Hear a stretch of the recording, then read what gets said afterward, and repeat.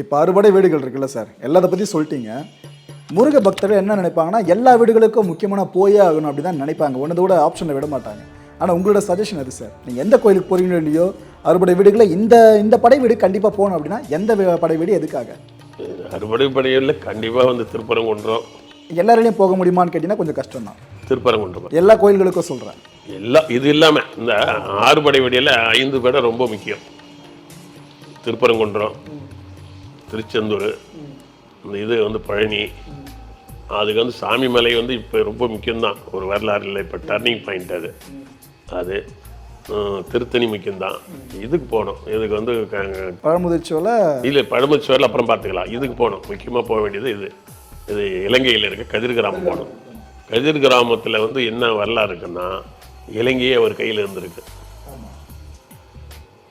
சுருக்கமாக போனால் அந்த கதிர் கிராமத்தில் முருகனும் ராமரும் பக்கத்தில் இருக்காங்க. ராமாயணத்துக்கும் முருகனுக்கும் சம்பந்தம் இருக்கிறது. ஆமாம், ராமாயணத்தோட பேசி அங்கே தானே ராவணன். இப்போ அறுபடை வீடுகள் இருக்குல்ல சார், எல்லாத்த பற்றி சொல்லிட்டீங்க. முருக பக்தர்கள் என்ன நினைப்பாங்கன்னா, எல்லா வீடுகளுக்கும் முக்கியமான போயே ஆகணும் அப்படி தான் நினைப்பாங்க. ஒன்றதோட ஆப்ஷனை விட மாட்டாங்க. ஆனால் உங்களோட சஜஷன் அது சார். நீங்கள் எந்த கோயிலுக்கு போகிறீங்களோ இல்லையோ, அறுபடை வீடுகளில் இந்த படை வீடு கண்டிப்பாக போகணும் அப்படின்னா எந்த படை வீடு எதுக்காக? ஒரு க்ளூ கொடுக்குறேன். பழனி கோயிலில் போனீங்கன்னா மேலே வந்து இது வந்துருக்கும், ஒரு பெயிண்டிங்லாம் வரைஞ்சிருக்கும். அதில் மேலே அந்த கோயிலுக்குள்ளே போனீங்கன்னா அந்த மூலஸ்தானம், அந்த பெயிண்டிங்கில் பார்த்தீங்கன்னா ஒரு இடத்துல பார்த்துருக்கோம். நான் எவ்வளோ தூரம் ஒத்து கவனிச்சிருக்கேன் பாருங்க. என்ன சொல்கிறேன்னா, முருகருடைய சிஷியர்கள் சொல்கிறோம்ல, அதில் ராமர் பேரை போட்டிருக்காங்க. முருகருடைய சிஷியர், முருகருடைய சிஷியர்களில் ராமர் பேர் கொண்டு போட்டிருக்கு. அப்படின்னா ஏதோ ஒன்று இவங்க மறைக்கிறாங்க விஷயத்தை. நம்மளுக்கு அதை வந்து ஆதங்கமாக இருக்குல்ல. முருகரை ஃபாலோ பண்ண ராமரை இப்போ வரைக்கும் தூக்கி கொண்டாடுறாங்க. ஆனால் ராமரே ஃபாலோ பண்ண முருகரை அது ஒரு இன்னொன்று சுருக்கமாக சொல்லிடுறேன். இந்த 50 ஆண்டு வரலாறு மீட்டெடுத்தா தமிழ்நாட்டில் தமிழ் தேசிய ஆட்சி வரும். டெல்லியில் இப்போ சார் பிரச்சனை எது? தமிழ் பிரதமர் வர போகிறான். தமிழ் வந்து தலைமை தாங்கிற ஒரு வாய்ப்பு வரும். இது ரெக்கார்டு.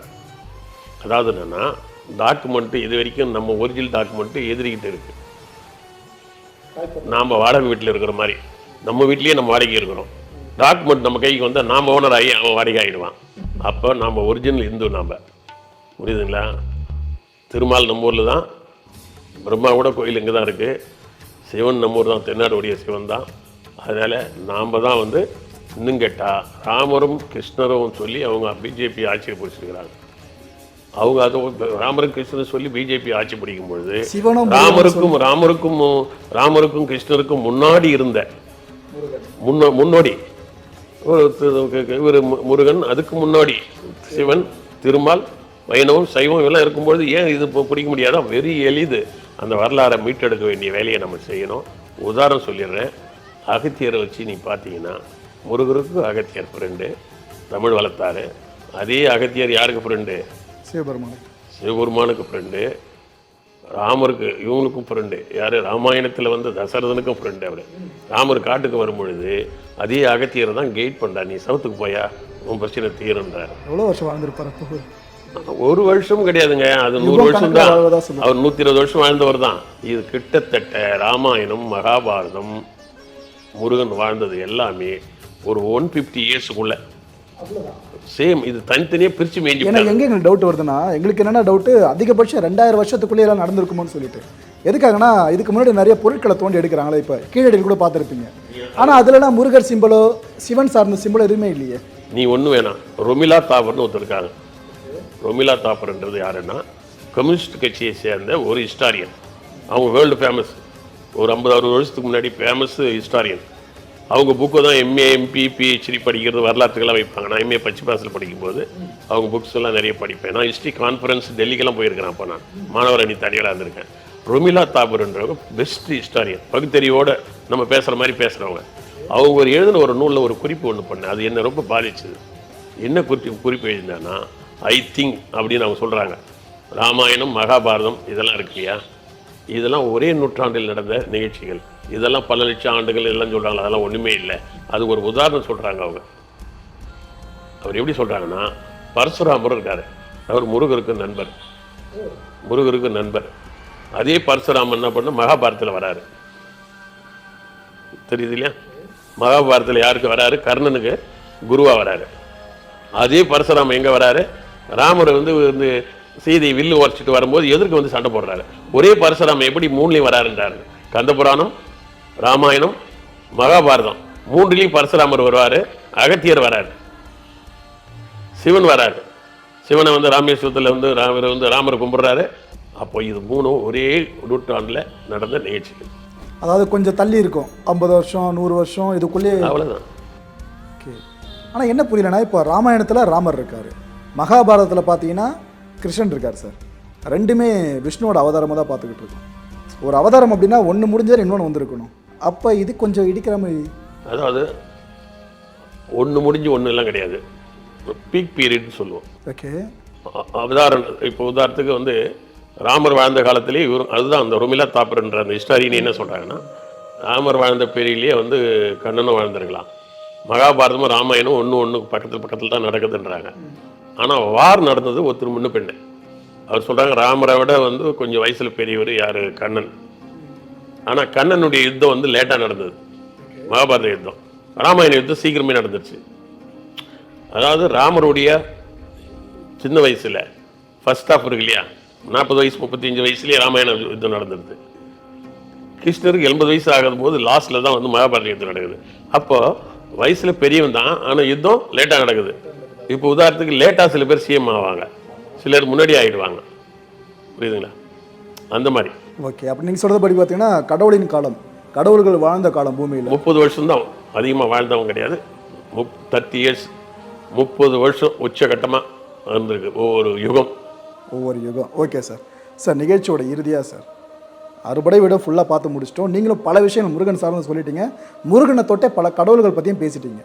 இதெல்லாம் தாண்டி இறுதியாக நீங்கள் சொல்ல விரும்புகிற விஷயம் சார், இந்த உலகத்துக்கு இது வரைக்கும் தெரியாதுப்பா இந்த விஷயம், நான் ரிவியல் பண்ணுறேன் அப்படின்னா எந்த விஷயம் சார்? எனக்கு என்ன சொல்ல வரவேன்னாக்கா, எல்லாருக்கும் கடவுள் இருக்காங்க, தெய்வம் இருக்குது, இல்லை மன்னர்கள் இருக்காங்க. கும்பிட்டு போங்க, இல்லை வழிபட்டு போங்க, இல்லை போற்றே பண்ணுங்க, படிங்க, அதெல்லாம் ஒன்றும் பிரச்சனை கிடையாது, பொறாமையே கிடையாது. அது இந்துவாக இருந்தாலும் கிறிஸ்டினாக இருந்தாலும் முஸ்லீமாக இருந்தாலும் அதெல்லாம் ஒன்றும் பொறாமையே கிடையாது.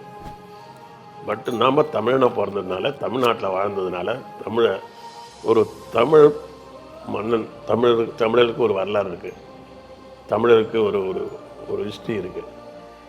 இது மறைக்கப்படக்கூடாதுன்னு நினைக்கிறேன். நீ வந்து எப்படி வேணாலும் நடந்து போ, ஆனால் என் கால் மேலே மிதிச்சுட்டு போவாங்க. புரியுதா?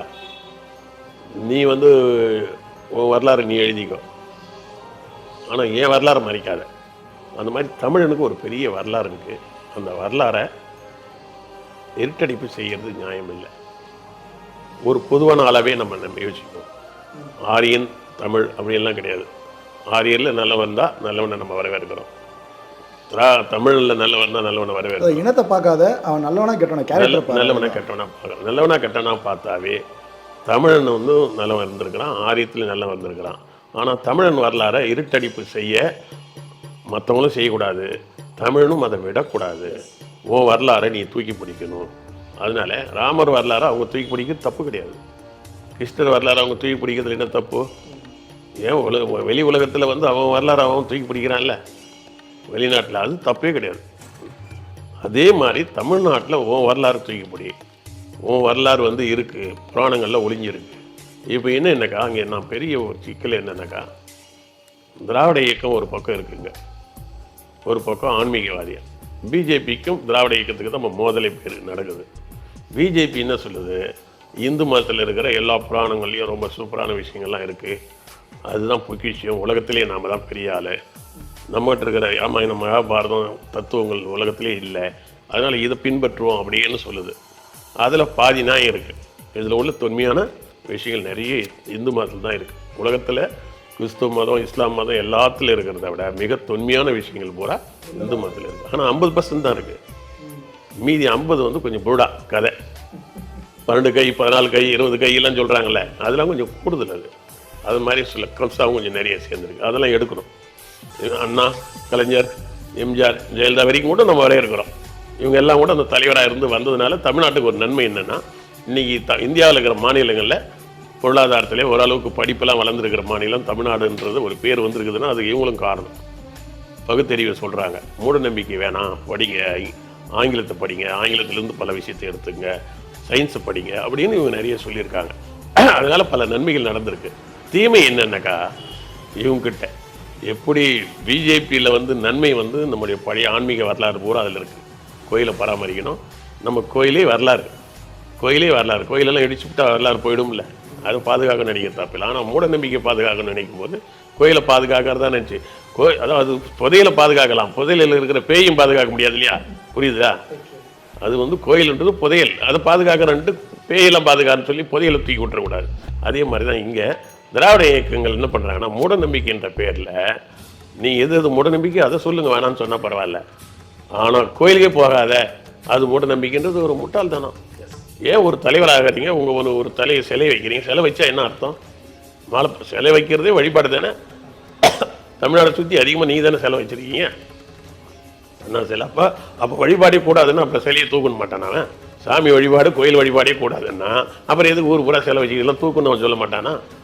நீங்கள் வந்து சமாதி வச்சுருக்கீங்க, அதில் போய் சில பேர் தேங்காய் உடைக்கலையா, சில பேர் வந்து கற்பூரம் ஏற்றலையா? அதனால் முன்னோர் வழிபாடுன்றது ஒரு குலதெய்வ வழிபாட்டிலே இருக்குது. ஆனால் அது மூட நம்பிக்கை ஆகிடக்கூடாது. அதனால் நாத்திகம்ன்ற பேரில் கோயிலுக்கு போவானா வழிபாடு தப்பு இல்லை, ஆனால் போய் மூட நம்பிக்கையை வெளிப்படுத்தக்கூடாது. அதாவது கையை வெட்டிக்கிறேன் காலை வெட்டிக்கிறேன் இப்படி பண்ணால் சாமி மனசை குளிரும், அந்த பேர் முட்டாள்தனம் பண்ண வேணாம். முட்டாள்தனம் இது வழிபாடு இறந்தவளுக்கு கொண்டு போகணும், அவ்வளோதான். அது தெய்வம் தான், கடவுள் வந்து சோறு போட்டுறாரு, உழைச்சாதான் நீ வளர முடியும், அவ்வளோதான். இயற்கையை தான் நமக்கு எல்லாத்தையும். காற்று இல்லைன்னா வாழ முடியாது, தண்ணி இல்லைன்னா வாழ முடியாது, நெருப்பு இல்லைன்னா வாழ முடியாது. ஆனால் கடவுள் இல்லாமல் வாழ்ந்து இல்லாமல் கோயிலுக்கே போகலன்னா கூட சார் ஒரு ப்ராக்டிக்கல் என்னென்னா, இப்போ ரோட்டில் போகிற யாருன்னா கூப்பிட்டு நான் பேயை பார்த்தேன்னு சொன்னால் கூட நம்புவாங்க, ஆனால் அவர்கிட்ட போய் நான் கடவுளை பார்த்தேன்னு சொன்னால் நம்ப மாட்டாங்க. இதுதான் ப்ராக்டிக்கல். இப்போது நீங்கள் ஒரு பொண்ணுக்கிட்ட போய் ஒரு மாப்பிள்ளை பார்த்துட்டு இதை கல்யாணம் பண்ணி என்ன பண்ணிக்குவா, அவர்கிட்ட போய் ஒரு கடவுள் மாதிரி ஒரு ஆள் இருக்காரு, முருகர் மாதிரி அவருக்கு 12 கை, ராவண மாதிரி 12 தலை கட்டிக்கிறியான்னா ஐயோ ஐயோப்பா அப்படின்வா. அப்போ ஒரு பொய்யை சொன்னீங்கன்னா வந்து கடவுளும் அடிப்படும், எல்லாமே அடிப்படும். அதனால திராவிட இயக்கத்தில் பகுத்தறிவை நான் வரவேற்கிறேன். ஆனால் அவங்க சொல்லுகிற அந்த இதுண்டாவது இருக்கு இல்லையா, சாமி கோயிலுக்கே போகாத அதுவாகாத அப்படின்னு சொல்லி அப்படி சொல்கிறாங்களா, அது அதெல்லாம் குறைஞ்சிச்சு சார். ஏன்னா சிஎம் வீட்லேயே கோயிலுக்கு போகிறவங்களா இருக்காங்க இருக்கிற அது ஓப்பனாக சொல்லி, நீ மட்டும் போயிட்டு கீழகரவன்ட்ட மட்டும் வந்து நான் பெரியாரை பின்பற்று அப்படின்னு சொன்னால் கீழகரவனுக்கு ஒரு குழப்பம் வருது. இப்போ கொஞ்சம் தெளிவாக எடுத்துட்டு இருக்காங்க சார். கீழகரவனுக்கு தெளிவாக சொல்லணும், டிக்ளேர் பண்ணட்டுமே, ஓ எல்லாரும் கோயிலுக்கு போங்கயா, அன்னைக்கு ஏதோ கோவத்தில் பெரியார் விருப்பம் இருக்கிறவங்க கோயிலுக்கு போயா, நானே வரேன்னு போக வேண்டியதானே. பார்க்கலாம் சார், நிறைய சேஞ்சஸ் வரும்னு நினைக்கிறேன். நிறைய சேஞ்சஸ் வரணும். ஆன்மீக அதாவது நான் சொல்லேன், பகுத்தறிவும் ஆன்மீகமும் ஒரு நாணயத்தின் 2 பக்கங்கள். பகுத்தறிவு இல்லாத ஆன்மீகமும் வந்து ரொம்ப குப்பையில் போடணும். ஆன்மீகம் இல்லாத பகுத்தறிவு வந்து இதயமற்ற ஒரு மனிதன் மாதிரி ஆகிடும். ஏன்னா ராக்கெட் விட்டால் கூட அதுக்கப்புறமா அதை கோயிலுக்கு கூட்டு எடுத்துகிட்டு போயிட்டு ஆராதனை பண்ணுறது, அந்த மிஷின் சக்ஸஸ் ஆகணும் சொல்லிட்டு சாமி கிட்ட வேண்டிக்கிறது, அவளே ஆப்ரேஷன்லாம் பண்ணி முடிச்ச பிறகு டாக்டரே சொல்கிறது கடவுள் இதுக்கப்புறம் வழி விடணுன்ட்டு. ஸோ ஆன்மீகம் எல்லா இடத்துலையும் கலந்துதான் இருக்குது. ஆன்மீகன்றது இது மட்டும் இல்லை, தாய் தந்தை குரு. நீ கோயிலுக்கே போகணும்னு அவசியம் கூட இல்லை, உன்னுடைய முன்னோர்களை மதிக்கிறது தான். வேற ஒன்றும் முன்னோர்களை மதிக்கிறது தான் ஆன்மீகம், அதுக்கு மேலே ஒன்றுமே இல்லை. நீ படித்த வாத்தியாரை மதி, நீ தெரிஞ்சுக்கிட்ட விஷயத்தை மதி, யூடியூப் கண்டுபிடிச்சவனுக்கு ஒரு சின்ன வணக்கம் போடு இல்லையா, சயின்ஸ் நான் திரும்ப கண்டுபிடிச்சவனுக்கு நான் ஒரு வணக்கம் போடுறேன். இது முன்னோர்கள் வழிபாடு, அவ்வளோதான். நல்லது. பல விஷயங்களை கேட்டேன், எல்லாத்துக்கும் ஓப்பனாக பதில் சொன்னீங்க. கடைசியாக உங்களோட ஆதங்கத்தையும் பதிவு பண்ணீங்க. ஆனால் 100% கரெக்டான ஆதங்கம் இந்த ஜென்ரேஷனுக்கு தேவைப்படுறது சார். எத்தனை வருஷம் வரைக்கும் நம்ம இருப்போம்னு தெரியல, பட் நாம் இருக்கிற வரைக்கும் முடிஞ்ச அளவுக்கு முருகனை பற்றி எல்லார்ட்டும் கொண்டு போய் சேர்ப்போம், ட்ரை பண்ணலாம் சார். நிகழ்ச்சியில் கலந்துக்கிட்டு பல கேள்விகளை பதில் சொன்ன உங்களுக்கு மிக்க நன்றி சார். நன்றி, வணக்கம்.